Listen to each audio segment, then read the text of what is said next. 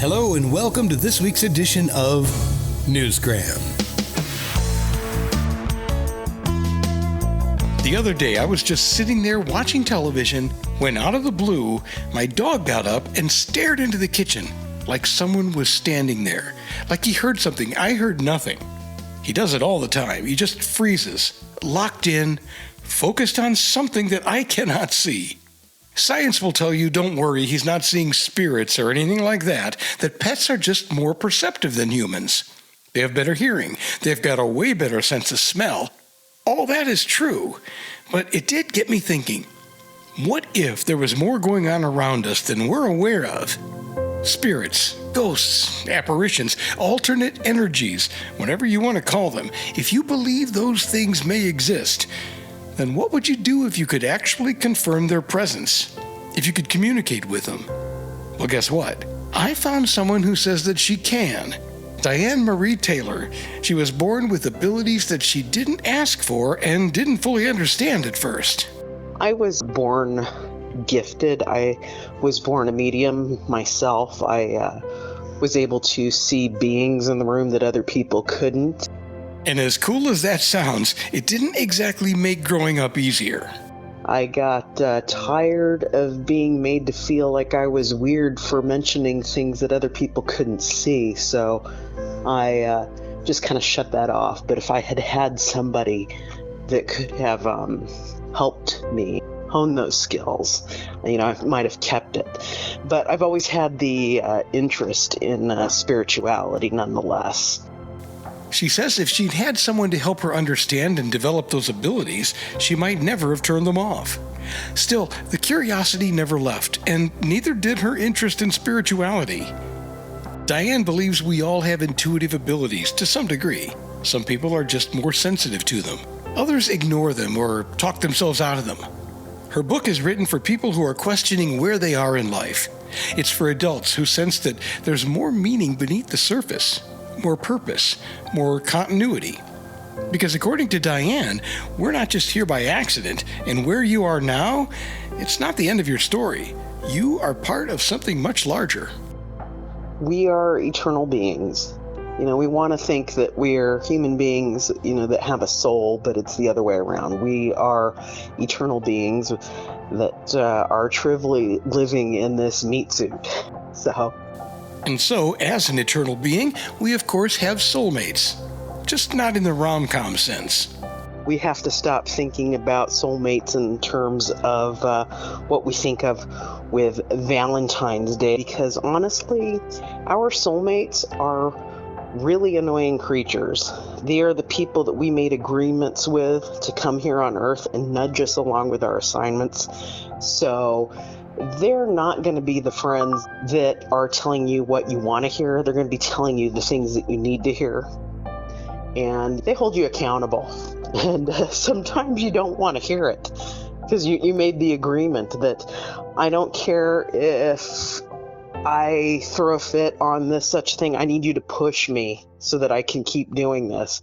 And you might resent them in the moment, but in the long term, you're going to love them for it. If that's true, if we are eternal beings with lessons to learn, then it would seem like a total waste to only get one shot at it. Well, Diane says we don't. She believes reincarnation isn't just possible, but it was once widely accepted. At one point, reincarnation was written in doctrine. It was pretty well accepted, and people understood this, but next thing you know, it's been erased from doctrine, and people just don't seem to believe in reincarnation anymore. But there are some of us that do, because we're just sensitive enough that it's like, yeah, there's a lot more out there than just this. There is no way that my entire existence could exist simply on this trivial 75 years that I have here on Earth. Not only do we return, but she says we do it with help. Spirit guides, soul groups, a kind of unseen support team that helps shape our path. Yes, without a doubt, we reincarnate. One mystery remains. If we've lived before, then why don't we remember any of those lives? Well, Diane believes that we do, just not consciously. She says unresolved memories can resurface as unexplained fears, strong preferences, or an immediate sense of familiarity with someone we've just met. That stranger that seems awfully familiar for some reason. Maybe they're not a stranger at all. They could be someone in your soul group that you shared a past life with. If you want to equate lifetimes with like going to college, you're not going to go to college in just one semester and take one course. You're going to take several courses over several years, and eventually you move on.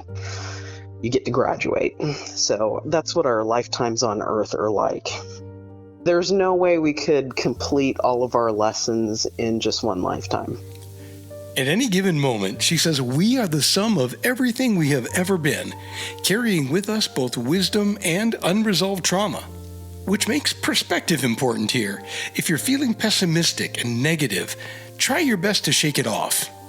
It would be easy to get sucked into that negative vibration where we're thinking, oh, poor me, and I'm worried about the next thing and the next. And if you want to stay strong, you got to find your center. Find your center, stay strong, and just go with the flow.